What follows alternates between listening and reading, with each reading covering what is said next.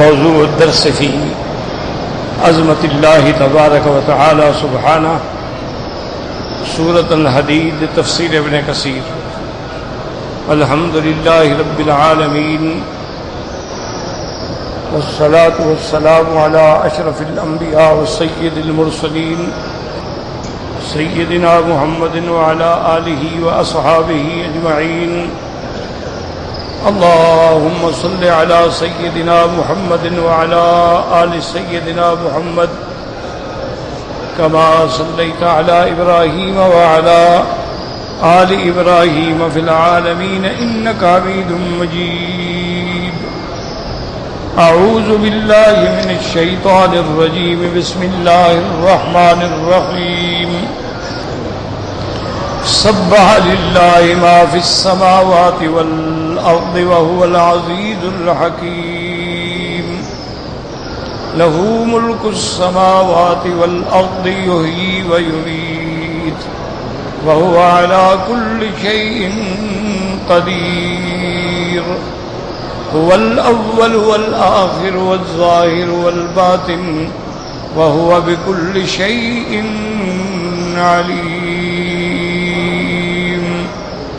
قال المؤلف والمفسر رحمه الله تعالى: أدام النفع بعلومه وعلومكم في الدارين آمين، إلى أن قال: وقد روى الحافظ أبو يعلى الموصلي في مسنده عن عائشة رضي الله تعالى عنها نحو هذا، وقال: حدثنا عقبة قال حدثنا يونس قال حدثنا السبطي بن إسماعيل عن الشعبي عن مسروق عن عائشة رضي الله تعالى عنها أنها قالت: كان رسول الله صلى الله عليه وسلم يأمر بفراشه فيفرش له مستقبل القبلة، فإذا أوى إليه توسط كفه اليمنى ثم همس ما يدري ما يقول، فإذا كان في آخر الليل رفع صوته فقال: اللهم رب السماوات السبع ورب العرش العظيم،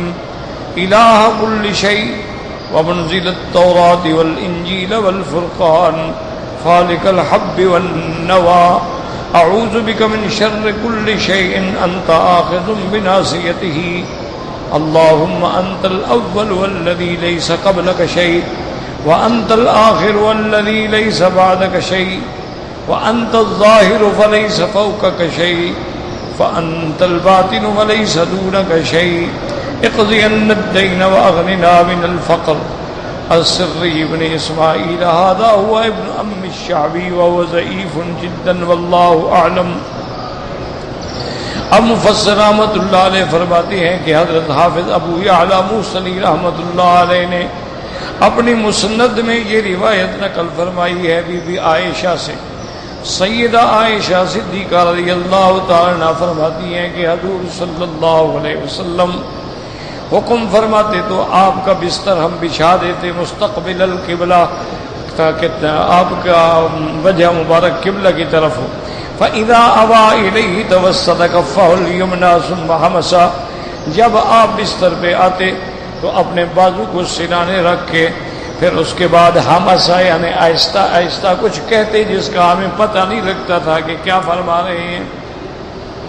فَإِذَا كَانَ فِي آخِرِ اللَّيْلِ، اور جب تہجد کا وقت ہوتا اور رات کا آخری پہر ہوتا تو پھر رفع صوتہ، حضور صلی اللہ علیہ وسلم اپنی آواز بلند کر کے یہ دعا فرماتے: اللہم رب السماوات السبع، اے میرے پروردگار عالم، رب سات آسمانوں کے، ورب العرش العظیم، اور عرش عظیم کے رب، الہ کل شیء، ہر چیز کے آپ معبود ہیں، مقصود ہیں، منزل التوراۃ والانجیل والفرقان، اتارنے والا تورات کا، انجیل کا، قرآن کا، فالق الحب والنوى، پروردگار عالم جو دانوں کو پھاڑ کے اس سے نکالنے والا کھیتیوں کو، اور اسی طرح جو گٹھلیوں سے نکالنے والا درختوں کو، اعوذ بک من شر کل شیء انت آخذ بناصیتہ، میرا مولا میں پناہ پکڑتا ہوں ہر چیز کے شر سے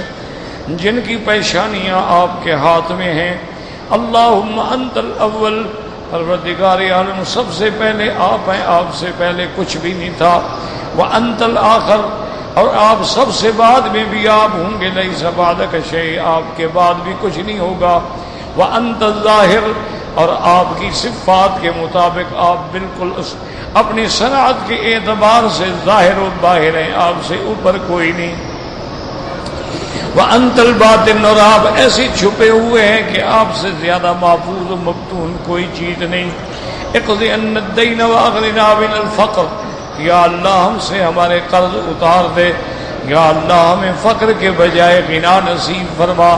لیکن مفسر فرماتی ہیں کہ صرف ابن اسماعیل اس میں جو راوی ہے وہ بہت ضعیف ہیں۔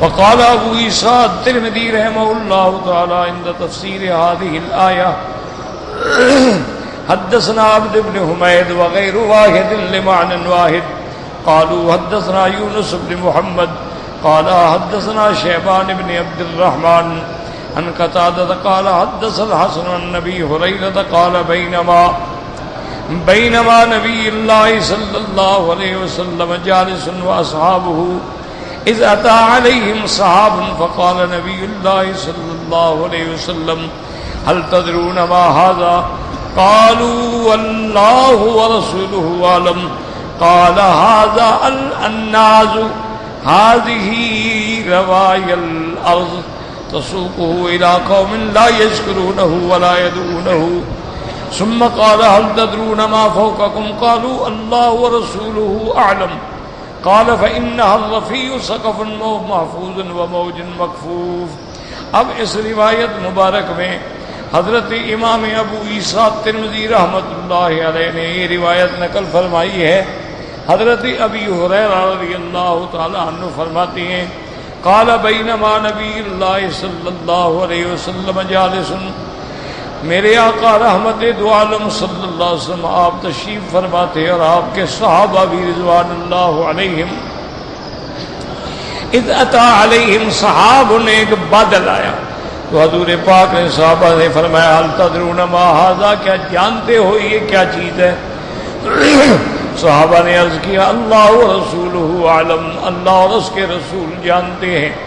آپ نے فرمایا اس بادل کو الناز کہا جاتا ہے، اور یہ بادل جو ہے زمینوں کو سیراب کرنے والا ہے۔ اب یہ اللہ کے حکم سے اس جگہ بھیجا جائے گا ایک ایسی قوم کے پاس جو اللہ کا شکر بھی نہیں کرتے، اللہ سے مانگتے بھی نہیں ہیں، لیکن ان کو بھی اللہ تبارک و تعالیٰ دیتے ہیں۔ ثم قال هل تدرون ما فوقكم، جانتے ہو تمہارے اوپر کیا ہے؟ صحابہ نے کہا اللہ ورسولہ عالم، اللہ اور اس کے رسول جانتے ہیں۔ آپ نے فرمایا یہ آسمان جو ہے دیکھو کتنی محفوظ چھت اللہ نے بنا دی ہے، اور کیسی موج ہے جو بند ہے۔ ثم قال هل تدرون كم بينكم وبينها، اس کے بعد حضور نے فرمایا جانتے ہو کہ تمہاری زمین اور آسمان کا فاصلہ کتنا ہے؟ صحابہ نے کہا اللہ ورسولہ اعلم، اللہ رسول جانتے ہیں۔ قال بینکم وبینہا 500 سنہ، حضور پاک نے فرمایا تمہارے اور آسمان کے درمیان 500 سال کا سفر ہے۔ ثم قال هل تدرون ما فوق ذلك، اس کے اوپر کیا ہے؟ قالوا اللہ ورسولہ اعلم، اللہ اور اس کے رسول جانتے ہیں۔ قال فإن فوق ذلك سماء بعد ما بینہما مسیرۃ 500 سنہ، آپ نے فرمایا پھر اس کے بعد دوسرا آسمان ہے اور اس کے درمیان میں بھی 500 سال کا سفر ہے۔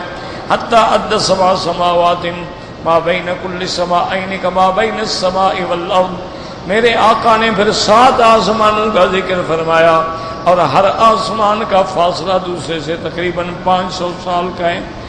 ثم قال هل تدرون ما فوق ذلك، آپ نے فرمایا پھر 7 آسمانوں کے بعد کیا چیز ہے؟ ہم نے کہا اللہ ورسولہ اعلم، اللہ اور اس کے رسول جانتے ہیں۔ قال فإن فوق ذلك العرش بينه وبين السماء مثل بعد ما بين السماءين، حضور نے فرمایا پھر اس کے بعد عرش ہے اور اس کا فاصلہ بھی 7ویں آسمان سے 500 سال کا ہے۔ ثم قال هل تدرون ما الذي تحتكم، تمہارے نیچے کیا ہے؟ قالوا اللہ ورسولہ اعلم، قال فإنها الارض، یہ اللہ کی زمین ہے، ثم قال هل تدرون ما الذي تحت ذلك، پھر اس کے نیچے کیا ہے؟ ما الذي تحت ذلك قالوا الله ورسوله اعلم قال فإن تحتها أرضا أخرى بينهما مسيرة 500 سنة حتى أدى 7 أرضين بين كل أرضين مسيرة 500 سنة. حضور نے فرمایا پھر تحت یہ 7 زمینیں ہیں اور ان کے درمیان بھی فاصلہ جو ہے وہ 500 سال کا ہے. ثم قال والذي نفس محمد صلی اللہ علیہ وسلم بیدہ لو انکم دلیتم حبلا الى الارض السفلی لہبط علی اللہ، اگر تم کوئی ڈول ڈالو تو سب سے نیچے بھی اللہ کی ذات ہے اور اوپر بھی اللہ کی ذات ہے. ثم قرأ هو الاول والآخر والظاہر والباطن وهو بكل شيء علیم. ثم قال الترمذی هذا حدیث غریب من هذا الوجه روان أيوب بن سني عن ابن عبيد وعلي بن زيد قالوا لم يسمع الحسن من أبي هريرة، حضرت حسن نے حضرت ابی ہریرہ سے سنا ہی نہیں. وفسر بعض اہل العلم هذا الحديث، اور بعض اہل علم نے فرمایا اس کا معنی یہ ہے انما هبط على علم الله وقدرته وسلطانه، کہ جو آپ ڈول اگر ڈالیں گے تو نیچے اسی کی سلطنت ہے، اسی کی قدرت ہے. وعلم الله وقدرته وسلطانه في كل مكان، ہر جگہ اللہ کی قدرت، ہر جگہ اللہ کا غلبہ، ہر جگہ اللہ کی قدرت. وهو على العرش كما وصف في كتابه انتهى كلامه، لیکن اللہ کی ذات جو ہے وہ عرش پہ ہے جیسے اس کی شان کو زیبا ہے، جیسے اللہ نے فرمایا الرحمن على العرش استوى. تو یاد رکھیں کہ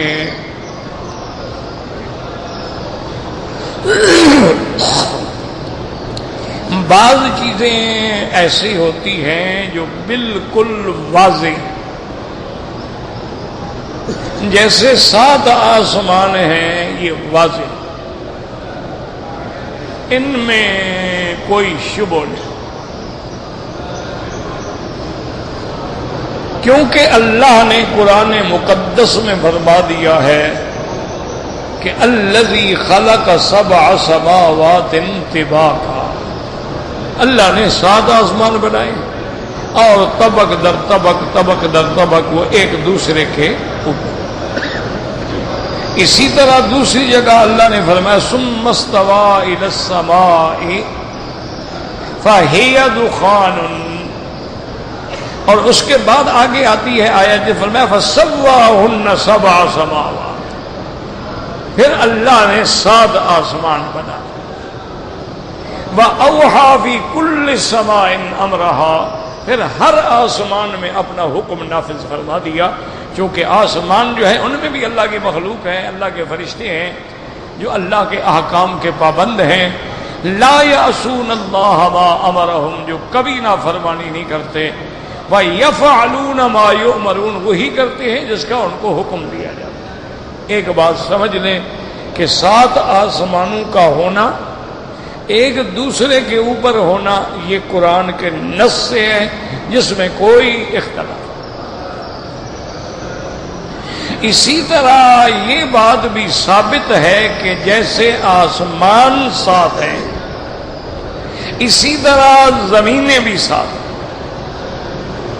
کیونکہ اللہ نے قرآن مقدس میں فرمایا ہے وَمِنَ الْأَرْضِ مِثْلَهُنَّ، کہ جیسے ہم نے 7 آسمان بنائے ہیں اسی طرح زمینیں ہیں، یعنی وہ بھی 7 ہیں.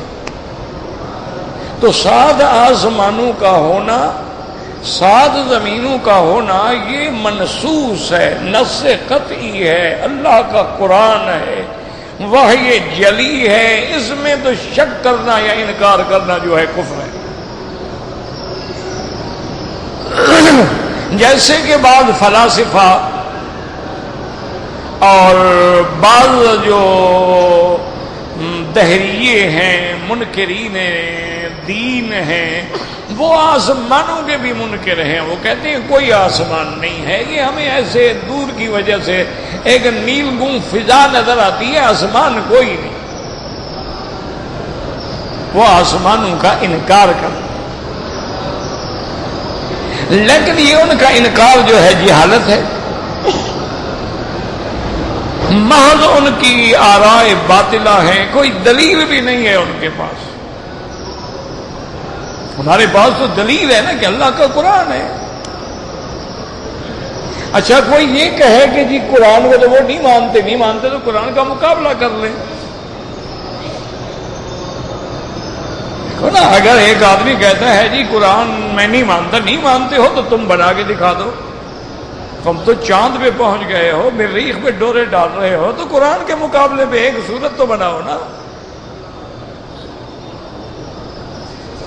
تو تم اگر عاجز ہو تو ثابت ہو گیا کہ اللہ کا کلام ہے کہ کوئی بندہ بنا نہیں سکتا. جب سے قرآن اترا ہے اسی دن سے قرآن کے مخالف تو موجود ہیں. مشرکین مکہ بھی موجود رہے، پھر منافقین مدینہ بھی مخالف رہے، ان کے بعد بھی ادوار آتے گئے. پھر جو بڑی اس وقت سپر پاور تھی وہ بھی مخالف تھی. سپر پاور اس وقت روم تھی یا فارس تھا،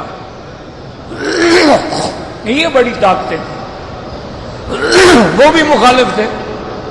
اچھا اس کے بعد دیکھ لیں کہ جیسے جیسے آیا کہ بھئی سپر پاور رشیا ہے، وہ بھی قرآن کا مخالف ہے. اگر سپر پاور امریکہ کو مان لیں وہ بھی قرآن کے مخالف ہیں. اگر ہم برٹش کو مان لیں وہ بھی قرآن کے مخالف ہیں. تو جتنی سپر پاورز ہیں وہ قرآن کو نہیں مانتی، وہ کہتی ہیں یہ اللہ کے نبی نے خود بنایا ہے تو تم بھی تو بناؤ نا. تو مقابلہ کرو نا. اسی لیے قرآن نے تحدی کر دی کہ اگر تم سمجھتے ہو کہ یہ قرآن ہم نے نہیں اتارا ہے تو تم بھی 10 صورتیں بنا لو. اچھا 10 نہیں بنا سکتے ہو، ایک صورت بنا لو. اچھا ایک صورت بھی نہیں بنا سکتے ہو قرآن کے مقابلے، فَلْيَأْتُوا بِحَدِيثٍ، ایک آیت بنا دو. تو جب کوئی نہیں بنا سکا ہے تو ظاہر ہے باہر ہے کہ قرآن اللہ کا کلام. ہمارا ایمان ہے کہ تورات بھی اللہ کی کتاب ہے. ہمارا ایمان ہے کہ انجیل جو ہے وہ بھی اللہ کی کتاب ہے. ہمارا ایمان ہے کہ زبور جو ہے اللہ کی کتاب ہے. ہمارا ایمان ہے کہ صحائف ابراہیم اللہ کی طرف سے ہیں. ہمارا ایمان ہے کہ صحائف موسیٰ علیہ السلام اللہ کی طرف سے ہیں. لیکن تم نے ان کو بدل ڈالا ہے، اب وہ اصلی شکل میں محفوظ نہیں ہیں. ورنہ ہم تو مانتے ہیں کہ وہ اللہ کی کتابیں ہیں. اور ان کے بدل دینے کے بارے میں ہم کیوں کہتے ہیں؟ ہمیں قرآن بتاتا ہے کہ یحرفون الکلم عن مواضعہ. یہ یہودی جو تھے ان کی مرض تھی ان کو کہ کلمات کو بدل دیتے تھے. کبھی معنی میں تحریف کر دیتے تھے، کبھی خود لفظ ہی بدل دیتے تھے. تو وہ بدلتے تو اب اصل تورات کا کوئی 20واں حصہ بھی باقی نہیں رہا.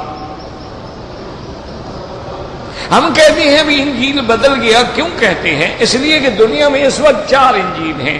انجیل لوقا ہے، یوحنا ہے، مقوقس ہے. یہ 4 وہ کہتی ہیں یہ ٹھیک ہے، باقی 3 غلط ہیں. وہ کہتی نہیں ہمارے والا ٹھیک ہے، وہ غلط ہے. تو معنی یہ ہے کہ جب ایک دوسرے کو خود غلط کہہ رہے ہیں تو ہم کیسے تصدیق کریں؟ ایک بات یاد رکھو، اچھی طرح سمجھ لو. دوسری بات یہ ہے کہ اللہ کا قرآن ہے، یہ وحی جلی ہے، یعنی لفظ بھی اللہ کے ہیں اور معنی بھی اللہ کی طرف سے ہے. الرحمن علم القرآن خلق الانسان علمہ البیان. قرآن پڑھایا بھی اللہ نے اور بیان سکھایا بھی اللہ نے. اور اپنے محبوب کائنات صلی اللہ علیہ وسلم کو تو یہ بھی حکم دے دیا کہ حضور آپ کیوں تکلیف کرتے ہیں؟ جبریل پڑھتا ہے اور آپ آہستہ آہستہ دہراتے رہتے ہیں. آپ خاموش سن لیں. لا تحرک بہ لسانک، زبان مبارک کو حرکت بھی نہ دیں، بالکل نہ دہرائیں. ہماری ذمہ داری ہے، ہم قرآن کو جمع کریں گے، آپ کے سینے میں رکھیں گے، پھر قرآن آپ کو پڑھائیں گے.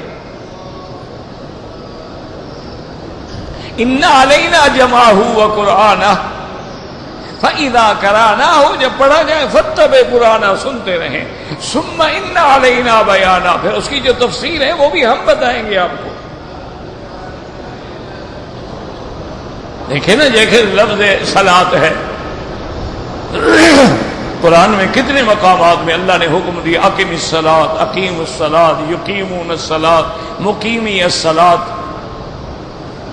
تو اب لفظ صلاۃ جو ہے اس کے تو معنی جو ہیں اتنے اقوال ہیں اس میں کہ صلاۃ کا معنی صلہ بھی ہے،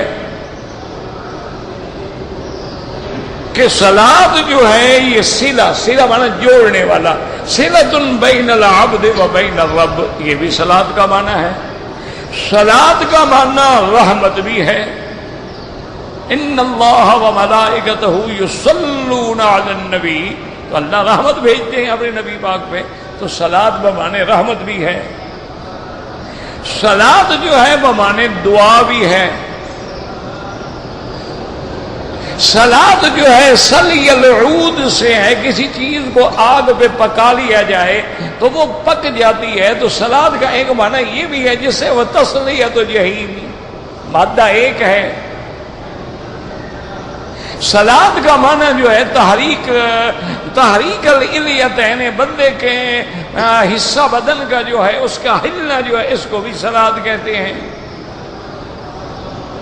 صلاۃ کا معنی القصد الی الشیء بھی آتا ہے۔ تو نتیجہ یہ ہوگا کہ ہم پھر کیسے فیصلہ کریں؟ اسی لیے تو ہمارے جو جدید مفسرین تھے جنہوں نے علم باقاعدہ نہیں پڑھا تھا، جنہوں نے مطالعے کے زور پہ علم کو جمع کیا تھا، اسی لیے تو ان کو غلطیاں لگ گئیں۔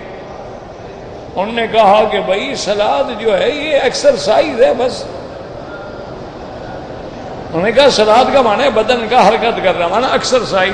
اس زمانے میں چونکہ جم نہیں تھے، اس زمانے میں ایکسرسائز نہیں تھی، تو اللہ نے نبی پاک کو حکم دے دیا تھا، تو یہ ایکسرسائز تھی۔ اب ہمارے پاس اور کئی ایکسرسائز کے طریقے آ گئے ہیں، اب تو ہم انڈور ایکسرسائز بھی کر سکتے ہیں، ہم مشینوں پہ کھڑے ہو کے بھی دوڑ سکتے ہیں، ہم سائیکل پہ بیٹھ کے بھی چلا سکتے ہیں، ہم ویسے لیٹ کے پاؤں جیسے سائیکل چلایا جاتا ہے ہلا سکتے ہیں۔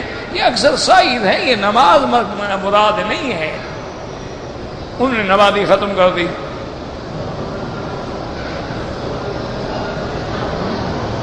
اور بڑے بڑے لوگ اس میں مارے گئے، جیسے علامہ مشرقی مارا گیا غریب، اس نے تفسیر لکھی اور ٹھوکریں کھائیں۔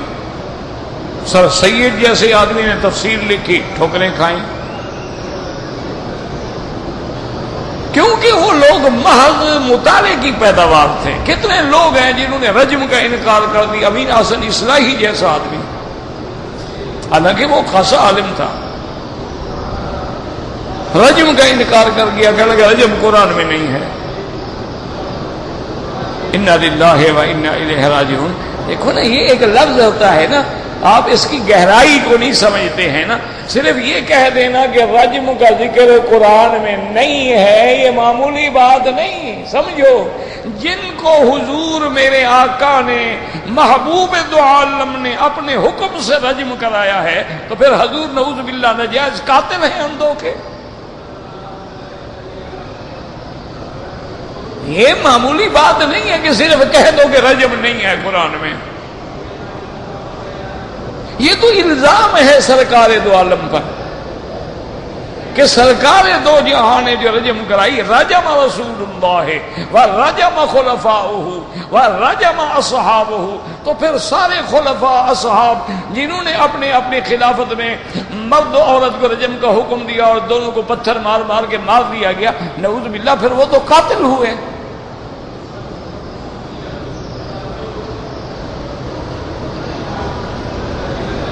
ٹھوکر کھا گیا بیچارہ، رجم کا انکار کر بیٹھا۔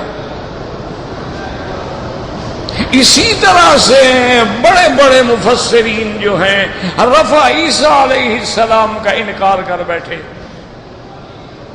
انہوں نے کہا عیسیٰ علیہ السلام یہ نہیں ہے کہ ان کو آسمانوں پہ زندہ اٹھایا گیا، بس مانا اللہ نے ان کی شان اونچی کر دی۔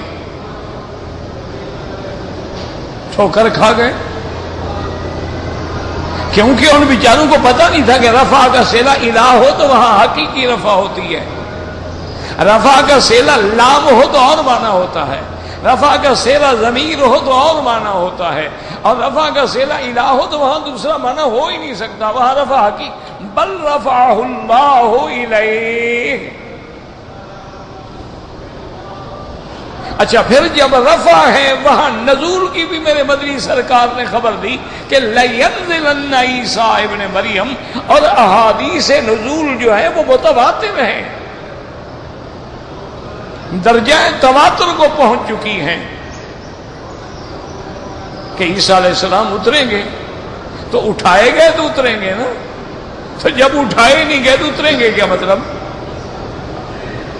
تو حضور پاک نے وضاحت کر دی کہ لَيَنزِلَنَّ عیسیٰ ابن مریم علی منارۃ شرقیہ بیضاء دمشق وَأَنَّهُ يَقْتُلُ الدَّجَّالَ وَيُكْسِرُ الصَّلِيبَ وَيَضَعُ الْجِزْيَةَ وَيَمْلَأُ الْأَرْضَ عَدْلًا وَقِسْطًا۔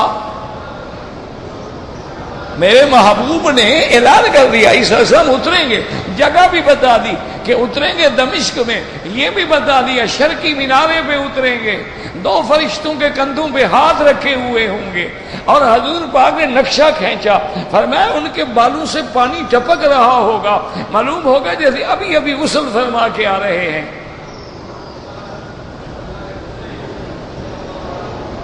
اور جب وہ مصلی پہ آئیں گے تو امام مصلی پہ کھڑا ہو چکا ہوگا اور اقامت ہو چکی ہوگی، اب امام ہٹنے کی کوشش کرے گا کہ بھئی جب اللہ کا نبی آ گیا ہے تو ان کا امام کون بن سکتا ہے؟ یہاں نبی موجود ہوگا تو امام امت بھی نبی ہوگا۔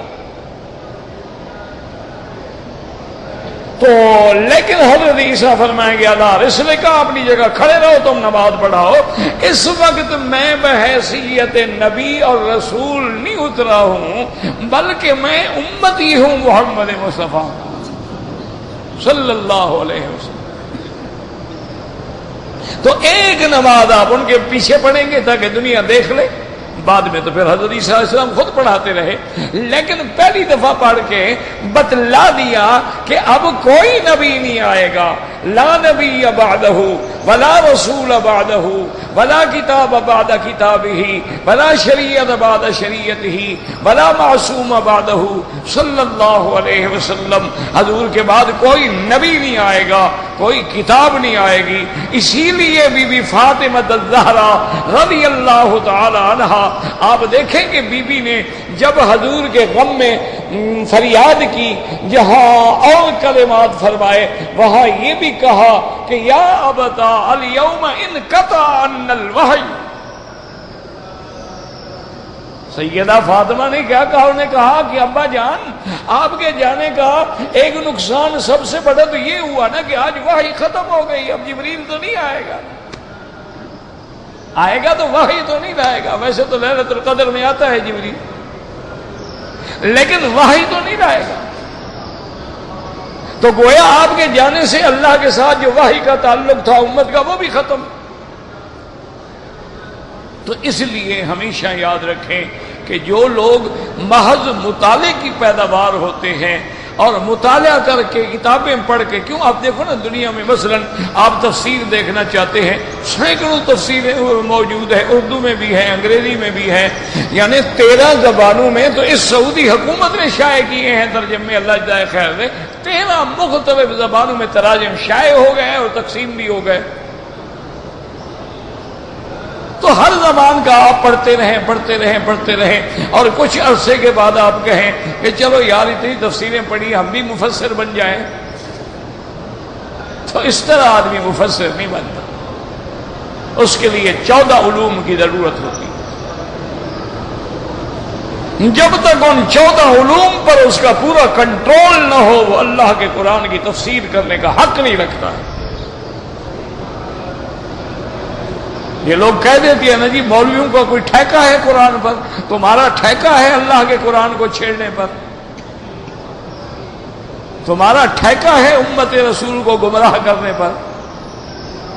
آج تک جو تفسیریں لکھی جا چکی ہیں، صحابہ کی تفسیریں موجود ہیں، تابعین کی ہیں، تبع تابعین کی ہیں، اور اس کے بعد پھر مجتہدین کی ہیں، محدثین کی ہیں، تو تفاسیر ساری موجود۔ تمہیں کس نے کہا ہے، تمہیں کالے چور نے کاٹا ہے کہ تم بھی لکھو؟ اسی لیے علماء نے لکھا ہے کہ 14 علوم ہیں جب تک ان علوم پہ مکمل کنٹرول نہ ہو اس بندے کو تفسیر لکھنے کا کہنے کا کوئی حق نہیں. اسی لیے سیدنا ابی بکر رضی اللہ تعالی عنہ وارضاہ، یعنی دیکھیں کتنا بڑا آدمی ہے، افضل بعد رسول اللہ، حضور کے بعد سب سے افضل امت جو ہے ابو بکر و عمر ہیں. اس سے جب ایک صحابی نے پوچھا کہ جی ابو بکر وفاکہۃ و ابا، یہ ابا کا کیا معنی ہے؟ تو آپ نے فرمایا ایو سماء تذلنی و ایو ارض تقلنی اقول فی القرآن ما لا ادری. فرمایا خدا کے بندے پھر مجھے کون سا آسمان پناہ دے گا، کون سی زمین مجھے برداشت کرے گی کہ اللہ کے قرآن کے لفظ کا ترجمہ کروں جو میں نہیں جانتا. حضرت ابو بکر تو یہ کہیں اور ہم مفسر بن جائیں.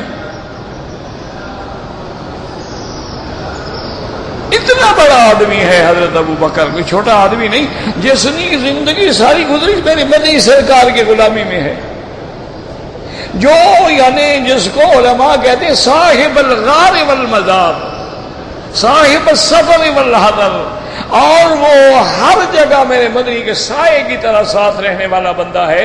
لیکن ایک لفظ کا ترجمہ اس وقت ذہن میں حاضر نہیں تھا تو فوراً کہہ دیا کہ میں نہیں جانتا.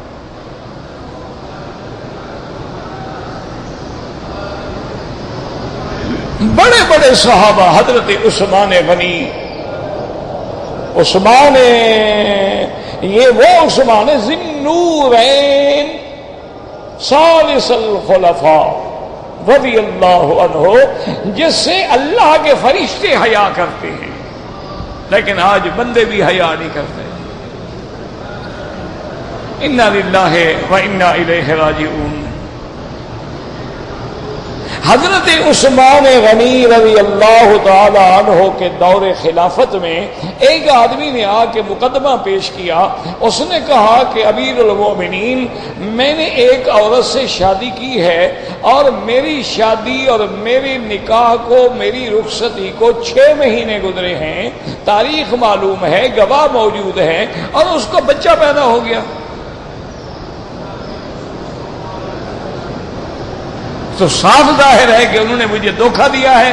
یعنی لڑکی جو ہے پہلے سے حاملہ تھی، انہوں نے چھپا دیا، میری شادی کرا دی، اور اس کے بعد یہ ہے کہ جب شادی ہو گئی 6 مہینے گزرے تو بچہ پیدا ہو گیا. اب مہربانی کریں، وہ بچہ تو میرا نہیں ہے، 6 مہینے کیسے بچہ پیدا ہو گیا؟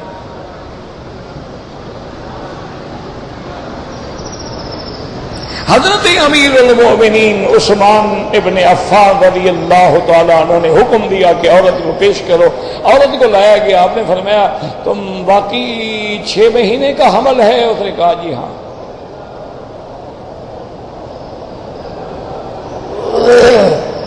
لیکن اس عورت نے کہا کہ امیر المومنین میرا خدا جانتا ہے میں نے گناہ نہیں کیا.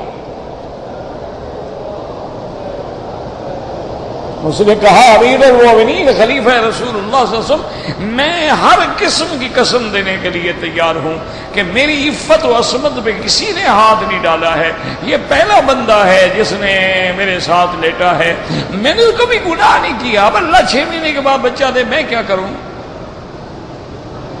حضرت عثمان نے فرمایا اچھا تم الٹا یعنی جرت کر کے اپنے خاوند کو جھٹلاتی ہو. بچہ تمہاری گود میں ہے، 6 مہینے کا پیدا ہوا ہے، اب بھی خاوند جھٹلا ہے تمہارا، تم پاک ہو. اپنے حکم دیا لے جاؤ رجم کرو.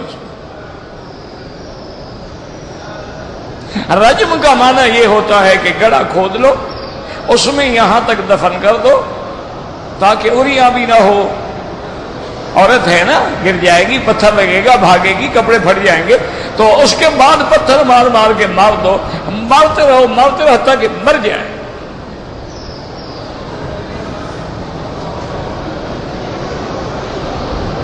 اسی لیے حدیث میں ہے نا الولد للفراش وللآخر الحجر، کہ اولاد اس کی ہوتی ہے جس کا نکاح ہو. زانی کے لیے تو پتھر ہے. ابھی آپ نے حکم دیا، اللہ کی شان ہے کہ حضرت علی آ گئے رضی اللہ عنہ. انہوں نے پوچھا لوگوں سے بھی کون عورت ہے، کیا بات ہے، انہوں نے بتائی. انہوں نے کہا اس کو جو لے جا رہے تھے نا صحابہ عورت کو پتھر مارنے کے لیے، کہا ٹھہرو ٹھہرو ٹھہر ٹھہر جاؤ. حضرت عثمان کی خدمت میں آئے. اقضیت یا امیر المؤمنین، عثمان تم نے یہ فیصلہ کیا؟ انہوں نے کہا حضرت علی اور کیا فیصلہ کرتا بھائی، اس سے بڑا کوئی ثبوت ہے کہ بچہ اس کی گود میں ہے. اب مجھے گواہوں کی کیا ضرورت تھی؟ اب مجھے ثبوت کی کیا ضرورت ہے کہ 6 مہینے کا بچہ اس کی گود میں ہے، ثابت ہو گیا کہ نعوذ باللہ وہ زنا کا بچہ ہے اور اس کی سزا جو ہے وہ رجم ہے، اس لیے میں نے فیصلہ کیا ہے. حضرت علی نے فرمایا اخطأت یا امیر المؤمنین، آپ نے فرمایا عثمان تم نے غلط فیصلہ کیا.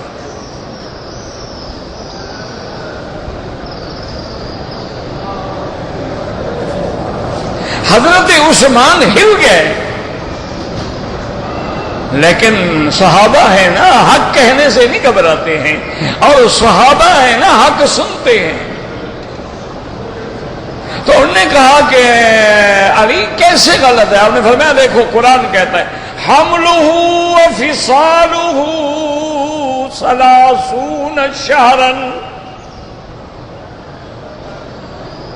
اللہ کا قرآن کہہ رہا ہے حملہ وفصالہ 30 شہرا، حمل اور دودھ چھڑانا ان دونوں کی مدت جو ہے وہ 30 مہینے ہے.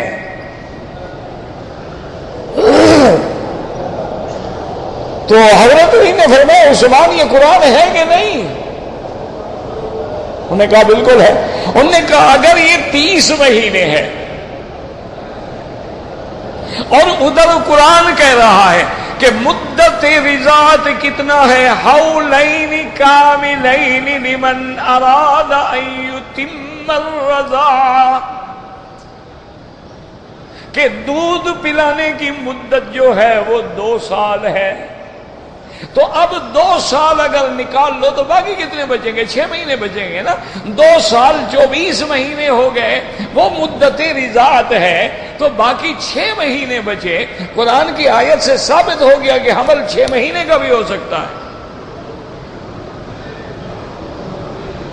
حضرت عثمان نے کہا جزاک اللہ، اللہ تمہیں جزائے خیر عطا فرمائے. اور آپ نے فرمایا کہ میں ارجع عن قضائی، میں اپنا فیصلہ واپس لیتا ہوں. فرمایا بلاؤ ان کو. فرمایا فیصلہ ختم، کوئی رجم نہیں. صحابہ کہتے ہیں خدا کی قسم ہے جب وہ بچہ تھوڑا سا بڑا ہوا نا 1 سال 2 سال کا، تو ہم اس کو دیکھتے تو اپنے باپ کی کاپی تھا پورا. اس کا ایک ایک عضو جو ہے اپنے باپ سے ملتا تھا. عورت سچی تھی، اس نے کوئی گناہ نہیں کیا، اسی کا بیٹا تھا. تو اس لیے ہمیشہ یاد رکھیں کہ مدت حمل جو ہے 6 مہینے بھی ہو سکتی ہے. اچھا اللہ کی شان دیکھیں، 8 مہینے یا 7 مہینے کا بچہ زندہ نہیں رہ سکتا، 6 مہینے کا بچہ زندہ رہ سکتا ہے. اور کبھی مدت حمل 1 سال بھی ہوتی ہے، کبھی مدت حمل 2 سال بھی ہوتی ہے، کبھی مدت حمل 3 سال بھی ہوتی ہے کہ 3 سال تک بچہ ماں کے پیٹ میں رہتا ہے. تو اب اگر حضرت علی نہ فرماتے تو حضرت عثمان جیسا آدمی جو ہے اس کے سامنے ایک آیت تھی لیکن دوسری آیتیں مستحضر نہیں تھی.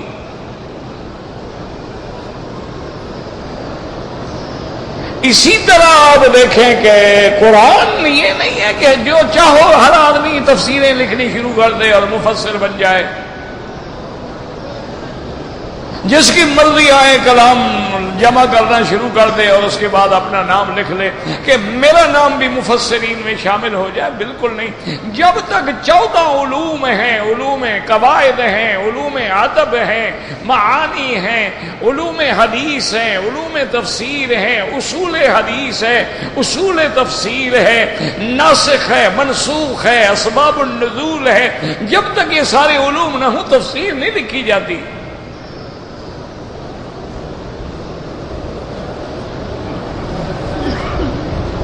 بڑے بڑے فیصلے ہوتے ہیں. حضرت عمر رضی اللہ تعالی عنہ کی عدالت میں بھی ایک عورت پہ زنا ثابت ہو گیا اور آپ نے اس کو رجم کا حکم دیا. حضرت علی رضی اللہ تعالیٰ عنہ کھڑے ہو گئے. ہم نے عمر کیا کر رہے ہو؟ ہم نے کہا رجم کا حکم دیا ہے، زنا ثابت ہے، شہادات مل گئی ہیں.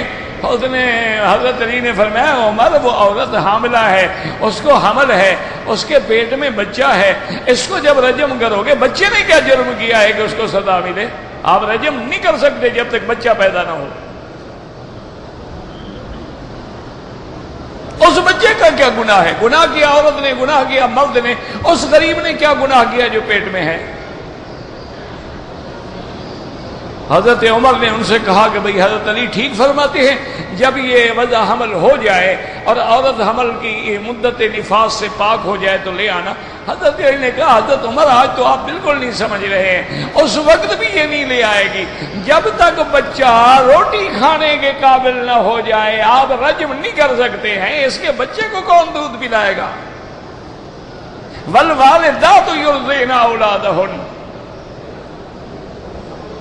تو حضرت عمر ہمیشہ کہتے تھے لولا علی لہلک عمر، علی اگر تم نہ ہوتے نا تو عمر برباد ہو جاتا.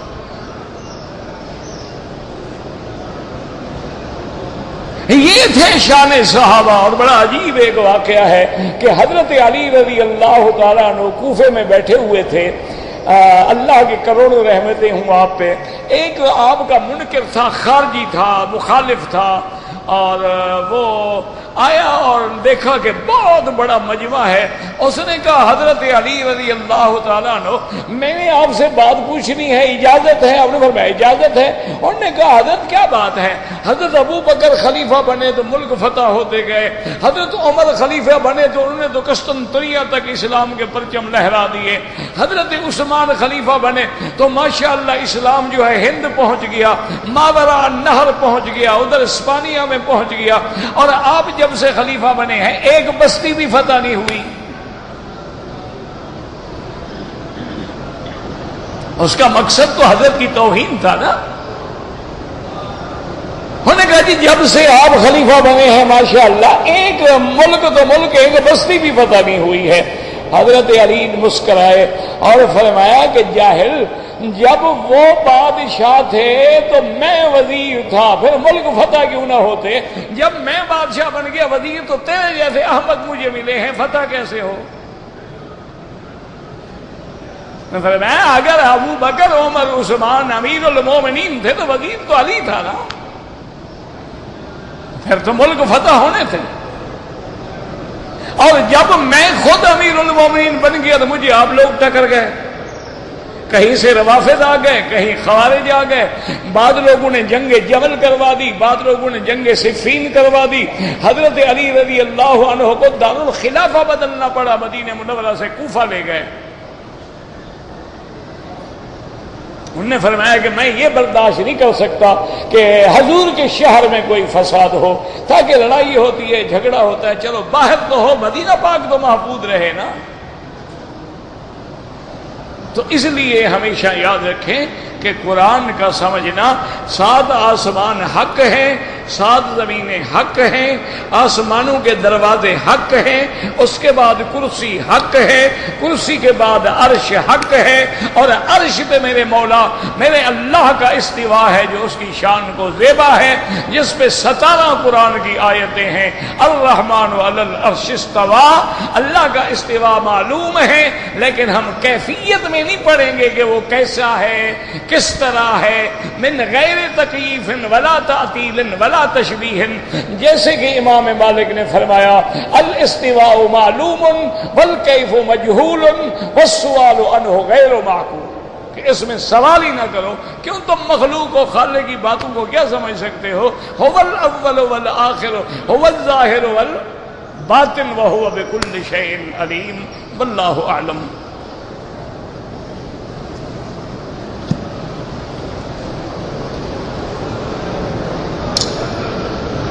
اگر کوئی آدمی رکوع کے اندر صرف ایک دفعہ سبحان ربی العظیم کہتا ہے، کم سے کم درجہ جو ہے وہ 3 دفعہ ہے، ایک دفعہ نہیں. ایک ہے صیحت صلاۃ، وہ تو ہو جائے گی، لیکن اقل درجہ جو ہے وہ 3 دفعہ ہے.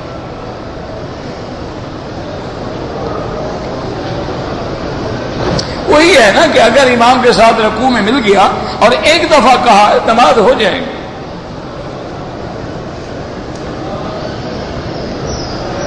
کہتے ہیں جی کہ نماز جنازہ میں سورۃ الفاتحہ پڑھنی چاہیے. میں نے کئی دفعہ عرض کیا ہے کہ امام ابو حنیفہ رحمۃ اللہ علیہ کے نزدیک نماز جنازہ میں فاتحہ نہیں پڑھی جاتی. پہلی تکبیر کے بعد ثنا ہے، اس کے بعد درود ہے اور پھر دعا ہے. امام احمد بن حنبل رحمۃ اللہ علیہ اور امام شافعی رحمۃ اللہ علیہ کے نزدیک پہلی تکبیر کے بعد سورۃ فاتحہ ہے، اس کے بعد درود ہے، اس کے بعد دعا ہے. تو یہ ائمہ کا اختلاف ہے، یہ علمی بات ہے. تم جیسے بھی الحمدللہ مسلک حنفی ہے، شافعی ہے، ہمارے سب حق ہیں رحمت اللہ علیہم اجمعین. لیکن ایک بات یاد رکھنا، جو پڑھتے ہیں نا فاتحہ جنازے میں، دلیل تو ان کے ذمہ ہے نا. اگر تمہیں کوئی حدیث مل جائے تو مجھے ضرور بتانا جس میں حضور نے حکم دیا ہو کہ جنازے میں فاتحہ پڑھو. اگر ایسی ایک حدیث بھی مل جائے، میرا وعدہ ہے کعبہ شریف میں پڑھوں گا. چونکہ جب حدیث مل جائے پھر اس کا انکار تو مسلمان کر ہی نہیں سکتا نا. لیکن مجھے ضرور دکھاؤ ضرور. میں طالب العلم ہوں، مجھے تو نہیں ملی. ہو سکتا ہے آپ کے علم میں، یا پھر تم قیاس کر رہے ہو کہ باقی نمازوں میں چونکہ فاتحہ ہے لہذا یہ بھی نماز ہے. تو قیاس تو تمہارے نزدیک شیطان کا کام ہے. قیاس تو تمہارے نزدیک جائز ہی نہیں، کیونکہ تمہارے پاس تو دلیل دو ہیں، یا قرآن یا حدیث. اور اگر حدیث مبارک مل جائے تو مجھے ضرور بتانا، میں انشاءاللہ تعمیل کروں گا. کہتے جی اکثر لوگ جو ہیں تبلیغ والوں کو کہتے ہیں یہ بدعتی ہے. تم ساتھ چلے جاؤ، جا کے دیکھ لو کون کون سی بدعت کرتے ہیں. جہاں جہاں وہ بدعت کریں سمجھاتے جاؤ. دور بیٹھ کے اعتراض کرنے کا کیا فائدہ ہے؟ تم ایسا کرو کہ ان کے ساتھ 10 دن 3 دن 7 دن 40 دن لگا لو اور دیکھو وہ کیا کرتے ہیں. جہاں وہ بدعت کریں پکڑ لو، بھئی یہ بدعت ہے، یہ نہ کرو، باقی کام کرو. تمہاری بھی ذمہ داری ہے کہ نہیں؟ ایسے لوگ کہتے ہیں. لوگ تو بی بی عائشہ کو بھی پاک نہیں کہتے، لوگ تو صحابہ کو بھی مومن نہیں سمجھتے، لوگ تو حضرت علی کے بھی منکر ہیں، لوگ تو حضور پاک کے معجزات کے بھی منکر ہیں، لوگ تو احادیث رسول اللہ کے بھی منکر ہیں. یہ کوئی دلیل ہے کہ لوگ کہتے ہیں؟ لوگ کا کیا معنی؟ امام کے ساتھ نماز کے بعد دعا کرے. ہر نماز کے بعد دعا کی جائے مقبول ہے. دوبر الصلوات المکتوبہ حضور نے فرمایا ہر فرض نماز کے بعد دعا مقبول ہے. حضور خود بھی کرتے تھے لیکن ہاتھ نہیں اٹھاتے تھے. دعا میں تو جھگڑا ہے ہی نہیں. اور دوسری جگہ حدیث میں ہاتھ اٹھانا بھی ثابت ہے، لہذا کبھی اٹھا لیا کبھی نہ اٹھایا. اگر ہم مکہ مکرمہ سے چھٹی پہ جائیں، جب واپس آئیں گے تو عمرہ کریں گے، بالکل آپ باہر سے آ رہے، جو مکے میں رہتا ہے اس پہ شریعت معاف ہو جاتی ہے. تو ایک دفعہ تمہیں عمرے سے چھٹی ملی، پتہ نہیں 10 سال کے بعد شاید نماز سے بھی چھٹی ملے مکے میں جو رہتے ہو. یہ کیا بے وقوفی کی بات ہے؟ جب آپ اپنے ملک میں گئے ہیں، آپ میقات کراس کر گئے ہیں، اب آپ نے احرام باندھ کے آنا ہے. عقیقہ جو ہے نا میرا بھائی 7ویں دن یا 14ویں دن، اب کوئی ضرورت نہیں. ان کو عقیقے کا بڑا فکر ہے. داڑھی روز مڈاتے ہیں، عقیقے کا مسئلہ پوچھتے ہیں. انا للہ و انا الیہ راجعون. عقیقہ سنت ہے، ہو گیا ہو گیا، نہیں ہوا نہیں ہوا، کیا ہو گیا؟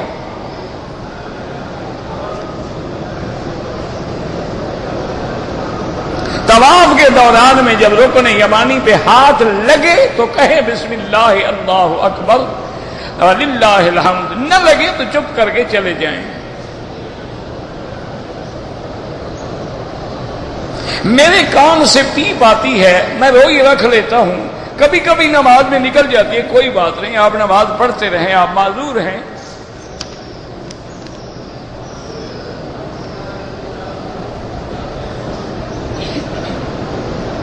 مجھے 5,000 کمپنی دیتی ہے کرائے مکان کے لیے، لیکن میں غریبانہ مکان لے کے 2-3 ہزار میں گزارا، کوئی بات نہیں، وہ پیسے تمہارے لیے حلال ہیں، کمپنی نے تمہیں دیے ہیں، اب چاہے تم رہائش نہ رکھو، کسی بھائی کے گھر میں رہو، تمہیں بچ جائے کوئی بات نہیں، وہ پیسے تمہارے ہیں۔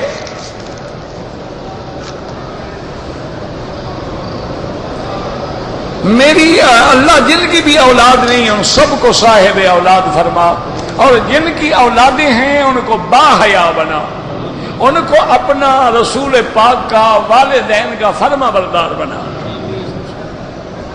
نماز جنازہ میں 1 سلام پھیرو تو جائز ہے، 2 سلام پھیرو تو جائز ہے، لیکن جتنے کلمات زیادہ کہو گے اجر زیادہ ہوگا یا کم ہوگا؟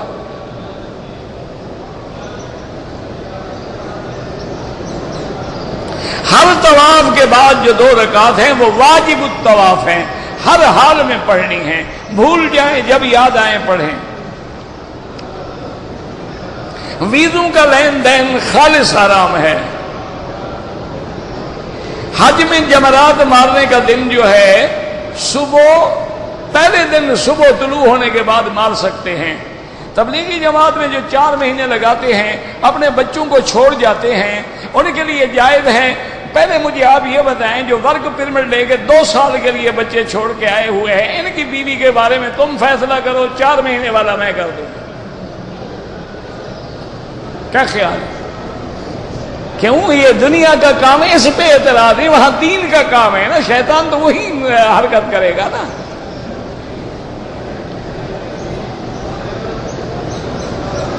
تو احناف بھی احادیث سے لیتے ہیں، جیسے حضور کے زمانے میں حضور امام تھے، پھر ابو بکر امام تھے، پھر اب ہمارے وقت میں جو امام ہیں ان کے پیچھے نماز پڑھیں گے، لیکن نماز تو وہی اللہ والی پڑھ رہے ہیں نا۔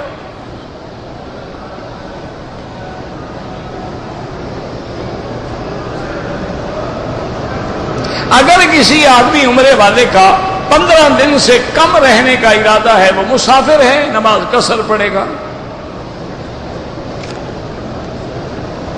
داڑھی منڈانا جو ہے پہلی دفعہ صغیرہ ہے، بار بار منڈانے سے گناہ کبیرہ ہے، اور اس کے بعد آدمی فاسق و فاجر ہو جاتا ہے۔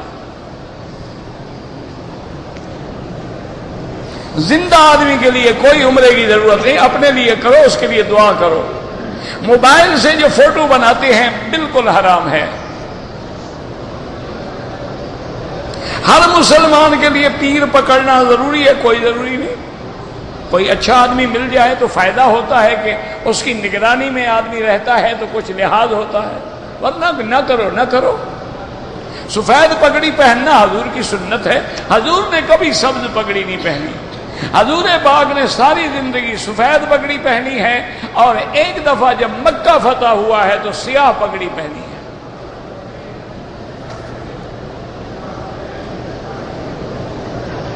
نبوت واپس لی جا سکتی ہے، نبوت تو واپس نہیں لی جا سکتی، لیکن اس کا پیریڈ ختم ہو گیا۔ نبی تو وہ کہتے، لیکن اب نبی نہیں جب اتر رہے ہیں، واپس تو نہیں دے دی گئی۔ اللہ نے کہا تم امتی بن گئے، نبوت میں نے چھین لی ہے، یہ کہاں لکھا ہوا ہے؟ یہ مرزا قادیانی کا ترجمہ ہے۔ نبی ہو کر بھی امتی ہے۔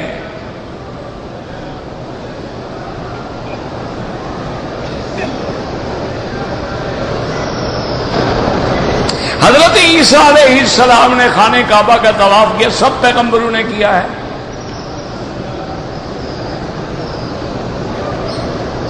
جب حضرت آدم کو زمین پہ اتارا گیا تو وہ کیا کھاتے پیتے تھے؟ میں کوئی ساتھ تھا نا، میں ان کے لیے ناشتہ بناتا تھا۔ اس وقت جو زمین میں ہوگا کھاتے ہوں گے۔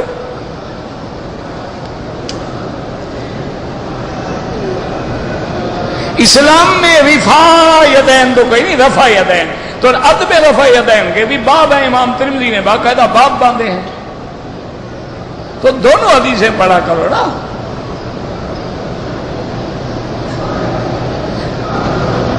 پتہ نفل پتہ نہیں کیا لکھا ہے، ایک تو لکھنا نہیں آتا نا۔ اگر امام تلاوت کر رہا ہے اور آیت دعا ہے آمین نہیں کہہ سکتے، امام کے پیچھے خاموش رہنا ہے، کیوں؟ امام ہے اسی لیے نا. جیسے اگر امام پڑھے گا صلو علیہ وسلم تو ہم درود نہیں پڑھیں گے، وہ ہمارا دن میں ہی چپ کر رہا ہے.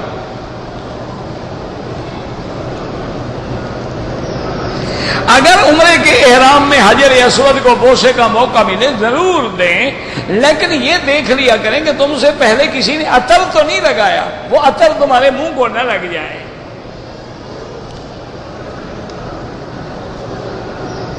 اللہ تعالی رات کے آخری حصے میں عرش سے آسمان دنیا پہ تشریف لاتے ہیں، بالکل لاتے ہیں.